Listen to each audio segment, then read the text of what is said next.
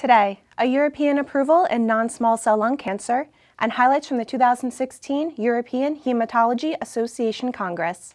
Welcome to Enclave News Network. I'm Gina Columbus. The European Commission has approved the combination of bevacizumab and erlotinib as a frontline regimen for patients with unresectable, advanced, metastatic, or recurrent EGFR mutant non-small cell lung cancer. The decision was based on results of the Phase 2 J025567 trial, in which the combination showed a 46% reduction in the risk of progression or death versus single-agent erlotinib. The median progression-free survival with the addition of bevacizumab was 16 months versus 9.7 months with erlotinib alone. The objective response rate in the combination arm was 69% versus 64% with erlotinib alone. There were 3 complete responses in the bevacizumab arm versus 1 with erlotinib alone. The median duration of response was 13.3 months with the combination versus 9.3 months with the single agent, and the disease control rate was 99% with the combination versus 88% with erlotinib alone. In patients with exon 19 deletions, the median PFS was 18 months with the combination versus 10.3 months with erlotinib alone. Moreover, in the exon 21 mutation group, the median PFS was 13.9 versus 7.1 months for the combination and single agent, respectively. A PFS benefit was observed across subgroups, including patients aged 75 years and older. Overall survival data were immature at the time of the analysis. In a statement, Dr. Sandra Horning, Chief Medical Officer and Global Head of Product Development at Roche, the company developing the combination, said, "The combination of Avastin and Tarceva represents a new standard of care for patients with this type of lung cancer. This approval provides physicians in Europe with a powerful combination therapy that can significantly extend progression-free survival beyond 1 year, representing important progress for a group of patients who typically face a poor prognosis." In multiple myeloma, combining daratumumab with lenalidomide and dexamethasone led to a 63% reduction in the risk of progression or death compared with lenalidomide and dexamethasone alone in patients with relapsed refractory disease. Results of the Phase 3 Pollux trial showed that at a median follow-up of 13.5 months, the median PFS was not yet reached in the daratumumab arm versus 18.4 months with lenalidomide and dexamethasone alone. The overall response rates were 93% and 76% respectively. Additionally, the very good partial response or better rate was 76% with daratumumab versus 44% in the control arm, while the complete response rates were 43% and 19% respectively. The Pollux study is the second Phase 3 trial to demonstrate a PFS benefit with a daratumumab triplet in patients with relapsed refractory multiple myeloma. Results of the CASTOR trial, which were presented during the 2016 ASCO annual meeting, show that the addition of daratumumab to bortezomib and dexamethasone was associated with a 61% reduction in the risk of progression. Another study presented during the meeting showed that tyrosine kinase inhibitors can safely be halted in select patients with chronic phase chronic myeloid leukemia following a maintained deep molecular remission. Findings from the EuroSki trial showed that at a median follow-up of 10 months, 62% of patients were still in major molecular remission 6 months after stopping a TKI. 56% were in remission after 12 months, and 51% were still in remission after 24 months. The majority of patients enrolled on the study previously received imatinib.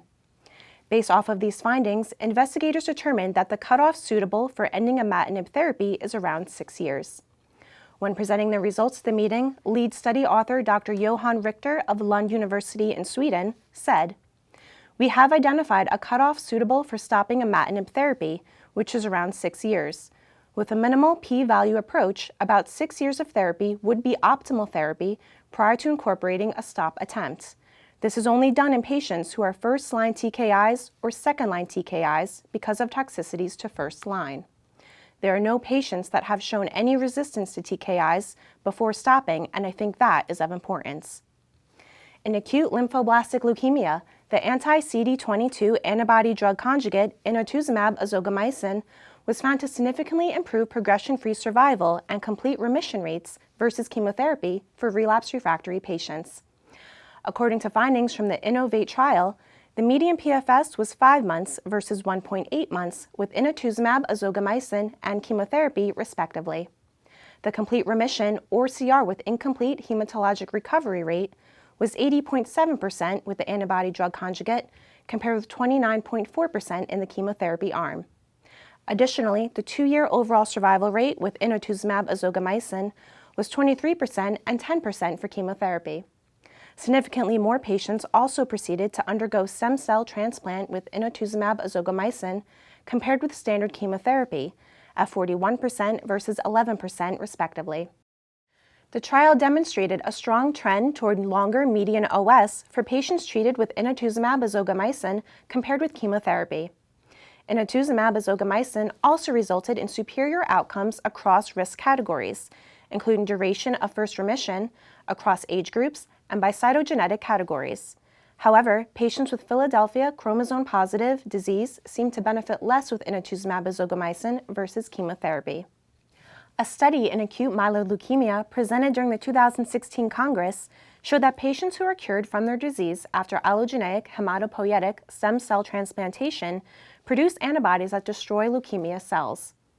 With the use of immunoprecipitation and mass spectrometry, researchers screened B cell lines and identified 17 antibodies that specifically bound to surface antigens on AML cell lines, as well as isolated blasts from patients in their clinic. 7 of the donor-derived antibodies were found to recognize the U5-SNRN-P200 complex, which is part of the spliceosome found in the nucleus of healthy cells but are located on the cell membrane of leukemic cells. Both in vitro and in an AML mouse model, the antibodies specific to the UN-SNRN-P200 complex destroyed leukemia cells.